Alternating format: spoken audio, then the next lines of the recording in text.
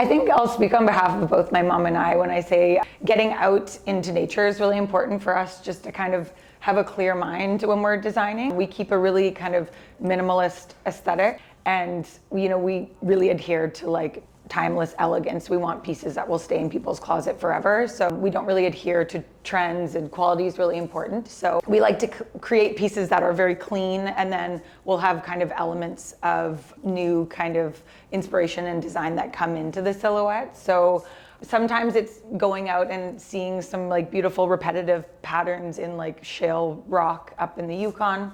And then we'll kind of turn that into a laser cut for a hem. We'll be, looking at old archival kind of photographs from Cristobal Balenciaga or like Charles James, some of the designers that we really get a lot of inspiration from. And they were very kind of forward thinking with their designs a long time ago. And they did really beautiful architectural elements and whatnot. And that's always a very big source of inspiration for me personally, just to see how kind of on the cutting edge they were and how we can turn that into something that's still really cool, but also wearable. That's always something that's important. All of our pieces are designed to be worn. So we kind of like to toe that line between, wow and kind of a statement piece, but also something that can be worn practically and functionally.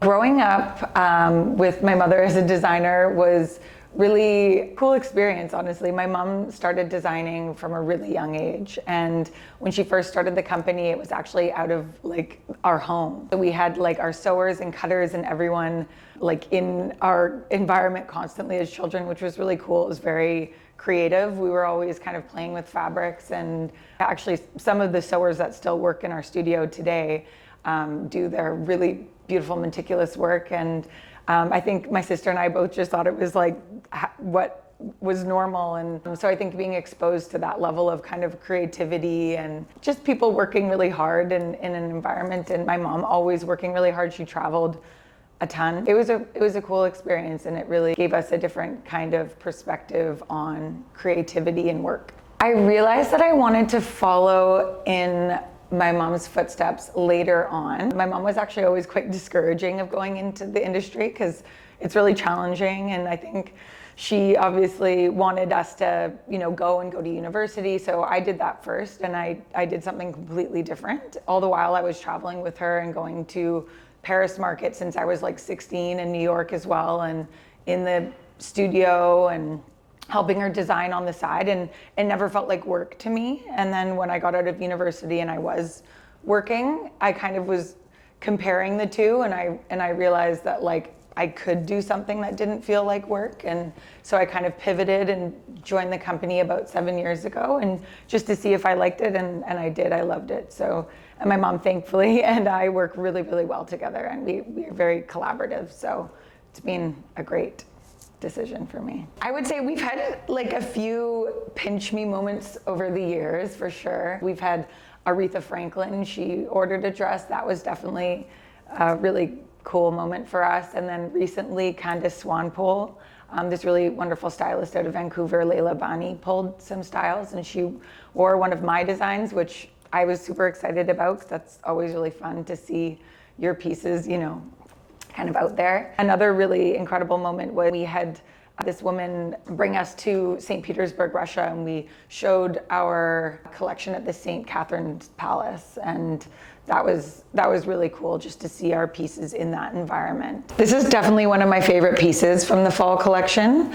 My mom and I are always arguing back and forth, because if it were up to me, I would put feather on everything. I just think it adds such a fun and whimsical element. This design really kind of pairs like a very classic, clean silhouette, but with this statement, ostrich boa.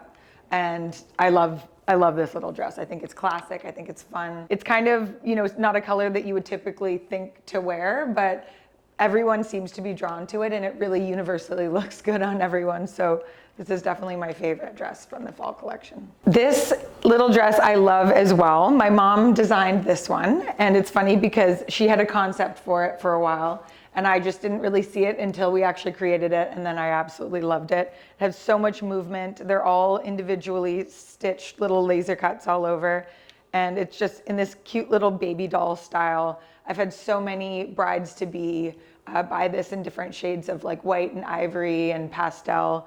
And I just think it's such a cute and fun and lightweight little dress. I also love this little dress. It's a little halter style with ostrich feather all stitched onto the skirt.